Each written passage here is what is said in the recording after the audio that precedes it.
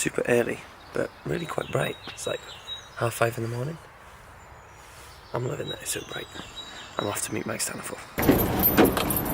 Here we go. Ah, damn it, services. Next one's about McDonald's. We're now on the second leg of the journey. I'm now with Mike. And we're on a mission to get a light from a man named Gandalf. And then we're heading to East London Studios to pick up a something special. Something special? Well, if there's a reason to watch, it's that. Can I get a flat white, a skinny latte? Anything else? Can I get the breakfast bar? Yep, so I can write about sauce with that. Brown. Brown every time for breakfast. Look at this little hut. Tiny. When was the last time you heard this? Years ago. I hear you all ask about the meaning of scat. Well, I'm the professor and all I can tell you is why you're still sleeping, the saints are still weeping, because things you call dead haven't yet had the chance to be born. I used to know like some lyrics. Like that. Yeah. Should I stay here? Am I close? Yeah, I'll be able to walk out my unit and see you. Alright, sound. Alright, mate. Bye. So we've come down to a lock-up in Essex to potentially buy a film camera. Well, it's a beautiful piece of kit, isn't it? Yeah, it's absolutely stunning. stunning. And when Aaton designed it, the guy who designed it is a genius. He's well into kind of philosophy, metaphysics and all that kind of stuff. And when he first designed this, he wanted to design a camera that was comfortable, because the Arri SR range of cameras, Flat, isn't it? flat on the bottom. Flat, yeah, right? it So it's doesn't like, look comfortable at all. it's like having a breeze block on your shoulder. Whereas he designed this on his cat. He sat his cat on his shoulder, right? He sat his cat on his shoulder and he thought, that's the most comfortable thing. So he designed this as if it was his cat on his shoulder. So you can see it just sits there. Just sits really there, comfortable, yeah. So this was the camera that was adopted by all 16mm, super 16mm, because the originals were 16. Yeah. Documentary makers back in the day. Right, yeah. So you'd have this on one shoulder with this here, Yeah. perfect for doco. Look, you can hold it like that, you'd be operating like this, Yeah. bang, and you'd be off, you'd be shooting, you know. And he also developed an internal timecode system, so you didn't have to slate either. Wow. Once you got the timecode up and synced it in with your audio guy, you could just roll off here and just match the timecode off the side of the film. Brilliant. So good. That was amazing. Timecode in to the camera, and then you push the timecode into the recorder, and this keeps your original timecode. This is what you match it up with. It's called an Origin C. Right, yeah. Really hard to get hold of. Wow. On its own, I don't know, a few £1,000 at the time. Jesus Christ. And how old's this camera then? Early 80s, I think. Right. And it went from the Aaton XT, XTR, and then Prod, and this is the Prod, and Prod's for production. Yeah. So this is an XTR Prod production camera. It was a lot of money Right, yeah. when it was new, because it's engineered, it's a proper camera, you know. Yeah. Especially with the colour video system and the internal time code. Wow. And the high speed function, you can shoot up to 75 frames on this. So good. And inside you can see you've got a gate at the back, and then this shutter here, you can't see the mirror, that spins and lets light through, and when it's not letting light through for the 180-degree shutter, it's sending the image up into the eyepiece. When you're looking through the eyepiece of this, you have a gentle flicker, because that's actual film flying through the gate. That's really cool. Yeah, that's your cover for the front of your mag. That's the pressure plate. Yeah, that pushes the film onto the claw inside here. I'll show you the back of there in a minute. There's the mechanism. So what size are these? 400? This is 400 feet. Yeah. And you'll get about 10 and a half, 11 minutes. Yeah. On 400 feet. Yeah, you just pop them out, put it in, wind it round. Once it's in there, you pop it through. Once it's through the other side, you can close it up and drag it through and put it on the spool. It's fairly easy, and that's, you know, they're kind of basic to let you know how much film is left. Say how many feet.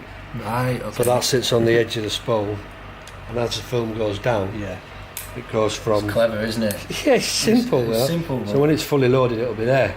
Right. And as it goes down, you'll know when you're on Oh, amazing. your last bit of film. So here I've got 2 hours left on here. But now we know where the technology comes from. They've got heated eyepieces. Oh wow. So you don't fog up. Yeah. It's like everything I want in a modern camera. Digital camera, Yeah. And it's a bit. I mean, the people who make the nearest thing to this are very simple because of their film camera pedigree, you know. So what are the best lenses for these then?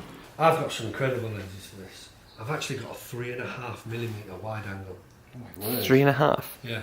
So when you stood like that, you can see your toes. Oh my gosh. So you have to kind of stand like this. Hunt out some 16mm super speeds if you can get them. Right, okay.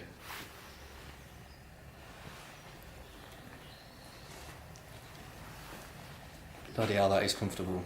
Yeah. Yeah. Oh, really? Oh my word, that's ridiculous. Uneven. Yeah, it's 9.5, 12, 16, 25. Like, why can I know. cameras not be designed like this anymore? I know. And with the eyepiece there, A lot of people shoot like this with it. A lot of people. So you'll see a lot of doco guys, if you look at someone, they'll just sat like this with it. They just tuck it under their arm and they'll shoot from the hip like this. yeah, and with this. Yeah. Oh, that It's one. like boom, boom, boom. Yeah. Yeah. So on this as well, you have a little eyepiece cover.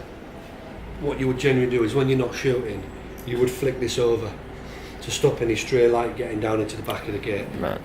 So now there's two reasons for having a really dark image: lens cap and the eyepiece. What the image looks like to an optical finder, it's just beautiful. That is stunning. When you get power through it, you see your edge of your frame. Yeah. On this model, that glows up red. So you've got a glowing red frame edge. It's absolutely amazing. 11.5 138. So on a 35, you'd be looking at 25 250 Yeah, that's. on a lens that size. Is it a constant aperture But no, pull it out. Yeah, T2.4. all the way through? Yeah. None of that jiggery pokery on this stuff. Right.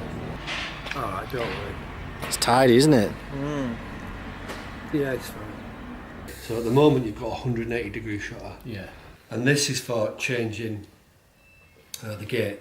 So on the gate, there's a tiny little shape that fits that. Yeah. You put it in and you turn it like this and you'll see the gate expand out like this. Right, yeah. And fold in from 180 degrees to 172.8 to 90, whatever. So it's a bit like on our digital cameras, changing your shutter speed. Load a mag, nudge, got to take it on a couple of perfs, roll, cut. I see.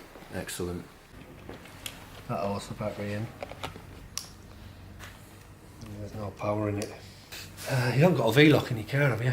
So we're kind of struggling to power it up right now. So we're figuring out ways to power it up. Have you ever seen so much kit in one guy's storeroom? Follow focus. No, let's see. Yeah, Kino. Kino. Nice. M90. Aries.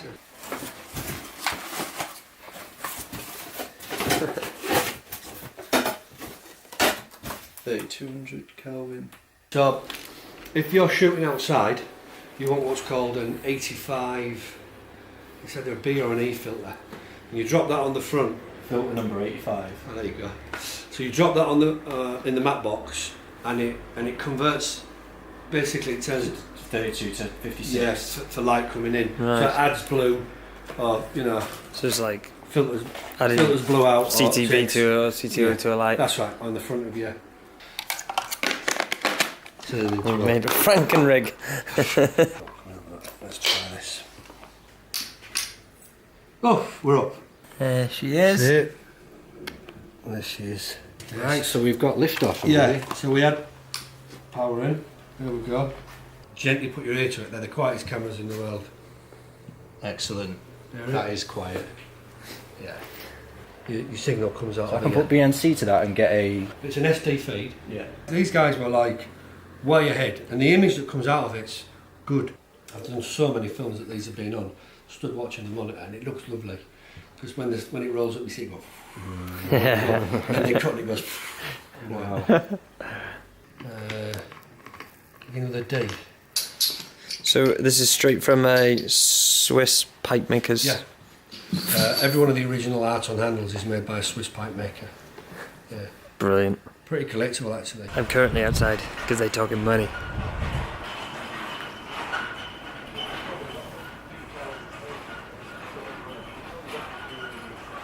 How much? You got it? Yeah, Yeah, you bought it. Hey, that's a sale. We're loaded up. Thank you very much, mate. Yeah, pleasure. Nice to meet you. Really nice to meet you. So time is 1:15 and we have to be an hour away in half an hour. Can it be done? Yeah? No. You think of a camera today and like the FS7 or the Red. Oh yeah, the Red, just a box. Yeah, they don't really have this story, or I don't know, there was a lot of nostalgia going on there. He was sad to let it go. You know, you don't really get attached to cameras like that anymore because they are replaced. You know, there's a shelf life of, you know, certainly prosumer cameras of maybe 12 to 18 months. So, but the fact that I don't know how long has this been out, and now we're 30 years going on. How good the condition of the camera was in was a testament to how well it was built and designed. Let's see if any of the NAB announcements that are coming out this week will last the test of time like that camera. My sat-nav says 50 minutes, so it's going to be about Okay. 10 past 2, I think, 2:15. Yeah, that's fine. So did you know you were getting all that stuff extra with it? No, he did mention he might have a couple of rolls of stock, but not 30 cans of it. 30 cans, that's ace. He was super knowledgeable, he had a lot of time for us, he was a really nice guy. Like, there's some of the lamps here and there were just, what was it, an M90? Yeah, he's got like stuff that you only see on really big budget film shoots or high-end commercials, TV dramas, that kind of stuff. He's just got it lying around in his shed.